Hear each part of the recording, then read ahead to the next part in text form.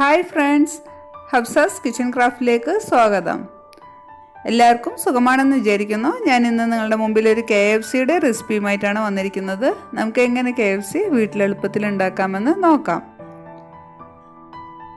ഇത് കുട്ടികൾക്കൊക്കെ വളരെ ഇഷ്ടമുള്ളൊരു റെസിപ്പിയാണ്. ഇത് നിങ്ങളെല്ലാവരും വീട്ടിൽ ട്രൈ ചെയ്ത് നിങ്ങളുടെ വിലപ്പെട്ട അഭിപ്രായങ്ങളും നിർദ്ദേശങ്ങളും കമൻറ്റ് ബോക്സിലൂടെ അറിയിക്കുമല്ലോ. നമുക്കിത് എങ്ങനെയാണെന്ന് നോക്കാം. എൻ്റെ വീഡിയോ ആദ്യമായിട്ടാണ് കാണുന്നതെങ്കിൽ സബ്സ്ക്രൈബ് ചെയ്യാൻ മറക്കല്ലേ. KFC സ്റ്റൈൽ ചിക്കൻ ഉണ്ടാക്കാൻ വേണ്ടി ഞാൻ അത്യാവശ്യം കുറച്ച് വലിപ്പമുള്ള ചിക്കനാണ് സെലക്ട് ചെയ്തെടുത്തിട്ടുള്ളത്. അത് നമുക്ക് ഇതുപോലെ ഒന്ന് വരഞ്ഞു കൊടുക്കണം, എന്നാൽ മാത്രമാണ് അതിൽ മസാല നന്നായി ഉള്ളിലോട്ട് പിടിക്കുള്ളൂ. KFC ഉണ്ടാക്കാൻ പിന്നീട് നമുക്ക് വേണ്ടത് മുട്ടയും നാരങ്ങയും അതുപോലെ ജിഞ്ചർ ഗാർലിക് പേസ്റ്റുമാണ്. ജിഞ്ചർ ഗാർലിക് പേസ്റ്റ് ഒരു 3 to 4 ടേബിൾ സ്പൂൺ വരുന്ന പോലെ വേണം. നല്ല ഫൈൻ പേസ്റ്റാക്കി എടുക്കണം. ഉണ്ടാക്കാൻ വേണ്ടി മെയിൻ ഇൻഗ്രീഡിയൻ്റ് ആയിട്ട് വേണ്ടത് നമ്മളുടെ തൈരാണ്. നല്ല കട്ടിയുള്ള തൈരാണ് വേണ്ടത്. അപ്പോൾ വെള്ളമുള്ള തൈരാണെങ്കിൽ നമ്മളൊന്ന് സ്ട്രെയിൻ ചെയ്തിട്ട് വേണം എടുക്കാൻ. നമുക്ക് ചിക്കൻ ഒന്ന് മാരിനേറ്റ് ചെയ്തെടുക്കാം. അതിനായി ഞാൻ ആദ്യം ഒരു നനഞ്ഞിട്ടുള്ള നീര് അതിലൊട്ടിച്ച് നന്നായി ഒന്ന് എല്ലാ ഇതിലും മിക്സ് ചെയ്തെടുക്കുന്നുണ്ട്. അതിൻ്റെ ഒപ്പം തന്നെ ഒരു ടേബിൾ സ്പൂൺ ഉപ്പും കൂടി ചേർത്ത് കൊടുത്തിട്ടുണ്ട്. ഇതെല്ലാ ഭാഗത്തും എത്തുന്നത് പോലെ നന്നായി ഒന്ന് മാരിനേറ്റ് ചെയ്തെടുക്കാം. ഇനി നമുക്ക് അതിലോട്ട് മസാലപ്പൊടികൾ ചേർത്ത് കൊടുക്കാം. അതിനാവശ്യമായവ ഞാനിവിടെ ആദ്യം 1 ടീസ്പൂൺ മുളക് പൊടി ചേർത്ത് കൊടുക്കുന്നുണ്ട്. ശേഷം അവസാനം 2 ടീസ്പൂൺ കൂടെ ചേർത്ത് കൊടുക്കാം. 1/2 ടീസ്പൂൺ മഞ്ഞൾപ്പൊടി, 1/2 ടീസ്പൂൺ ഗരം മസാലപ്പൊടി, 1/2 ടീസ്പൂൺ ചാട്ട് മസാല, 4 ടീസ്പൂൺ വരുന്നത് പോലെ, അതായത് ടേബിൾ സ്പൂൺ എടുക്കാം, ജിഞ്ചർ ഗാർലിക് പേസ്റ്റ്,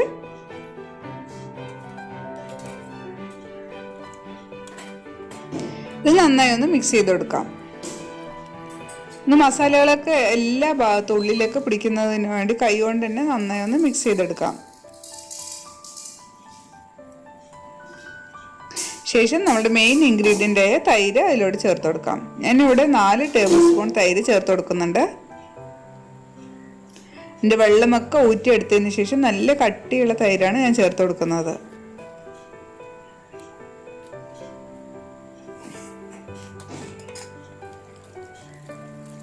ഇത് നന്നായി ഒന്ന് മിക്സ് ചെയ്തെടുക്കാം.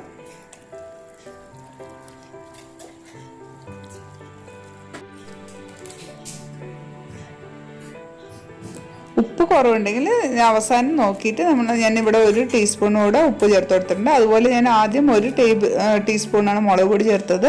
അവസാനം 2 ടീസ്പൂൺ കൂടെ ചേർത്ത് കൊടുത്തിട്ടുണ്ട്. അത് മുളക് നന്നായി ഒന്ന് അതിലോട്ട് പിടിക്കാൻ വേണ്ടിയിട്ടാണ് ആദ്യം ഒന്ന് ചേർത്തി പിന്നീട് ഒന്നുകൂടെ ചേർത്തുന്നത്. ശേഷം ഇതൊരു 5 മണിക്കൂറെങ്കിലും നമ്മൾ മാരിനേറ്റ് ചെയ്തിട്ട് എടുത്തു വെക്കണം. ഞാനിവിടെ ഓവർനൈറ്റാണ് ഇത് ഫ്രിഡ്ജിലാണ് വെക്കുന്നത്. ഇനി നമുക്ക് അതിന് കോട്ട് ചെയ്യാനുള്ള പൊടികൾ എടുക്കാം, പൗഡേഴ്സ് എടുക്കാം. ഞാൻ അതിനായി 2 കപ്പ് മൈദ എടുത്തിട്ടുണ്ട്. ഞാനിവിടെ എടുത്തിട്ടുള്ളത് 3 കിലോ ചിക്കനാണ്. അപ്പോൾ അതിനനുസരിച്ചുള്ള പൊടികളാണ് എടുത്തിട്ടുള്ളത്. നിങ്ങൾക്ക് ചെറിയ അളവിലാണ് ഉണ്ടാക്കുന്നതെങ്കിൽ അതിനനുസരിച്ച് പൊടികൾ എടുത്താൽ മതി. ഞാനിവിടെ 2 കപ്പ് മൈദ എടുത്തിട്ടുണ്ട്. അതിന് 1 കപ്പ് കോൺഫ്ലവറും, അതിലോട്ട് ഞാൻ 1 ടേബിൾ സ്പൂൺ ചില്ലി പൗഡർ ചേർത്ത് കൊടുത്തിട്ടുണ്ട്.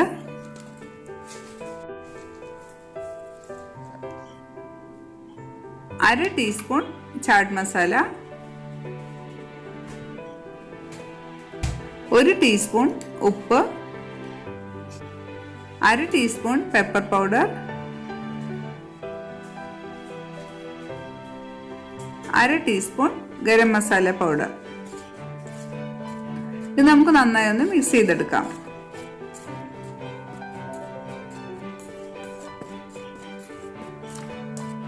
നമ്മളിവിടെ ഡബിൾ കോട്ടാണ് ആദ്യം ചെയ്യുന്നത്. നമുക്ക് അത്ര തിക്ക് ലെയർ വേണ്ടെന്നുണ്ടെങ്കിൽ സിംഗിൾ കോട്ട് ചെയ്താൽ മതി. ഞാനിവിടെ ഡബിൾ കോട്ട് ചെയ്തിട്ടുണ്ട്. ഞാൻ മിക്സ് ചെയ്ത പൗഡർ 2 പാത്രത്തിലേക്ക് ആക്കിയിട്ട് മാറ്റുന്നുണ്ട്. ഹാഫ് പോർഷനാക്കി മാറ്റുന്നുണ്ട്. ഒരു പോർഷനിൽ ഞാൻ ഓട്സ് ചേർത്ത് കൊടുക്കുന്നുണ്ട്.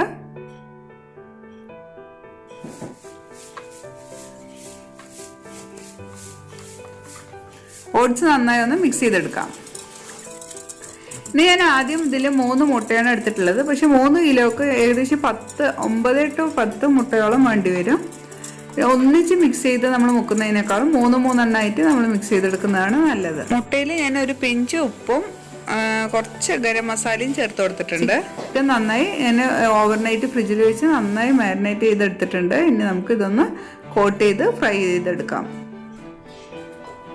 നമുക്ക് ആദ്യം ചിക്കൻ ഒന്ന് ഫസ്റ്റ് പൗഡറിൽ ഓട്സ് ഇടാത്ത നമ്മൾ മാറ്റി വെച്ച പൗഡറിലാണ് ഞാൻ ആദ്യം കോട്ട് ചെയ്തെടുക്കുന്നത്.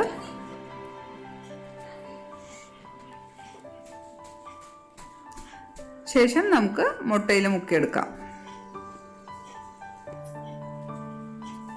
അതിനുശേഷം നമ്മൾ ഓട്സ് ഇട്ടതിൻ്റെ ആ പൊടിയിൽ വേണം നമ്മൾ കോട്ട് ചെയ്തെടുക്കേണ്ടത്. ഞാൻ ഒന്നുകൂടെ എഗ് ബീറ്ററിൽ ഇട്ടിട്ട് ഓട്സിൽ മാത്രമായിട്ടൊന്ന് കോട്ട് ചെയ്തെടുക്കുന്നുണ്ട്. ഇത് നിർബന്ധമല്ല, നമുക്ക് വേണമെന്നുണ്ടെങ്കിൽ ചെയ്താൽ മതി. ഈ പ്രോസസ്സ് നമുക്ക് കണ്ടിന്യൂ ആയിട്ട് ചെയ്യാം. ആദ്യം പ്ലെയിൻ പൗഡറിൽ കോട്ട് ചെയ്തെടുക്കുക, പിന്നെ എഗ്ഗിൽ, ശേഷം ഓട്സ് നമ്മൾ മിക്സ് ചെയ്ത് വെച്ചിട്ടുള്ള പൗഡറിൽ. ഇതിൽ തന്നെ നമുക്ക് നിർത്താം, അപ്പോൾ കട്ടിയില്ലാത്ത കോട്ടിങ്ങാണ് കിട്ടുക. നമുക്ക് ഒന്നുകൂടെ ക്രിസ്പി പോലെ മുകളിൽ വേണമെന്നുണ്ടെങ്കിൽ മാത്രം നമ്മൾ ഓട്സിൽ ഒന്നുകൂടെ കോട്ട് ചെയ്തെടുക്കാം. ഇതിൽ ചിലർ കോൺഫ്ലേക്സും ചേർത്താറുണ്ട്. ഏത് വേണമെങ്കിലും ഓട്സ് അല്ലെങ്കിൽ കോൺഫ്ലേക്സ് നമുക്ക് ചേർത്താം. ഇത് കണ്ടില്ല, ഞാൻ അങ്ങനെ കോട്ട് ചെയ്ത് എടുത്തിട്ടുണ്ട്. നമുക്ക് തിക്ക് ലെയർ വേണ്ടെന്നുണ്ടെങ്കിൽ നമുക്ക് ഒരു കോട്ടിങ് ചെയ്താൽ മതി. നമുക്ക് ഓട്സിൽ സെപ്പറേറ്റ് ആയിട്ട് കോട്ട് ചെയ്യേണ്ട ആവശ്യമില്ല. നമ്മൾ ഓട്സ് ആ മിക്സറിൽ മിക്സ് ചെയ്തതിന് ശേഷം കോട്ട് ചെയ്തെടുത്താൽ മതി. ഇനി നമുക്കിതെല്ലാം ഫ്രൈ ചെയ്തെടുക്കാം. ഇത് നന്നായി ഡീപ് ഫ്രൈ ആണ് ചെയ്യേണ്ടത്. ഹൈ ഫ്ലെയിമിലിട്ട് ഡീപ് ഫ്രൈ ചെയ്യാൻ പാടില്ല. ലോ ടു മീഡിയം ഫ്ലെയിമിലിട്ട് നന്നായി ചിക്കൻ ഉള്ളിൽ വേകുന്നത് അത്രയും നേരം വെച്ച് നമുക്ക് ഫ്രൈ ചെയ്തെടുക്കണം.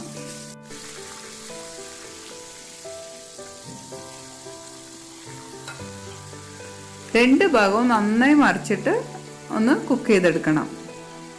എന്നാൽ മാത്രമാണ് അത് ഉള്ളിലോട്ടൊക്കെ വേവുള്ളൂ. അതുകൊണ്ട് നല്ല ഡീപ് ഫ്രൈ തന്നെ ചെയ്യണം. കുറച്ച് സമയം എടുത്തിട്ട് തന്നെ അത് ഫ്രൈ ആക്കി എടുക്കണം.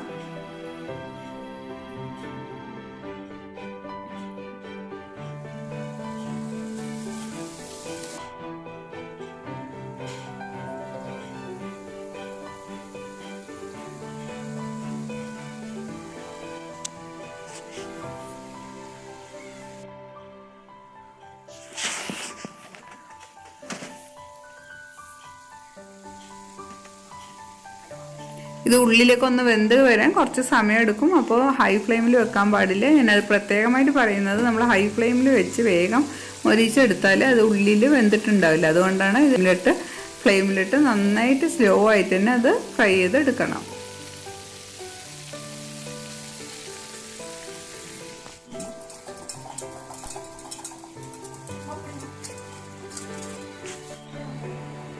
ഇതൊക്കെ കണ്ടില്ലേ, നമ്മുടെ നല്ല അടിപൊളിയായിട്ടുള്ള KFC ചിക്കൻ റെഡി ആയിട്ടുണ്ട്.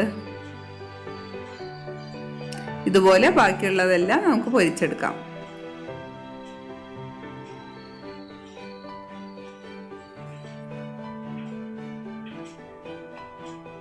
ഇത് വളരെ ടേസ്റ്റി ഉള്ളതും നല്ല കുട്ടികൾക്കൊക്കെ വളരെ ഇഷ്ടപ്പെടുന്ന ഒരു ഡിഷാണ്. ഇത് നിങ്ങളെല്ലാവരും ട്രൈ ചെയ്ത് നിങ്ങളുടെ വിലപ്പെട്ട അഭിപ്രായങ്ങളും നിർദ്ദേശങ്ങളും കമൻറ്റ് ബോക്സിലൂടെ അറിയിക്കുമല്ലോ. നിങ്ങൾക്ക് എൻ്റെ വീഡിയോ ഇഷ്ടമായാൽ ലൈക്ക് ചെയ്യാനും ഫ്രണ്ട്സ് ആൻഡ് റിലേറ്റീവ്സിന് ഷെയർ ചെയ്യാനും മറക്കല്ലേ. ഇനി മറ്റൊരു വീഡിയോയിൽ വേറൊരു വെറൈറ്റി ഡിഷുമായി കാണും വരെ thanks for watching. Have A nice day. Thank you.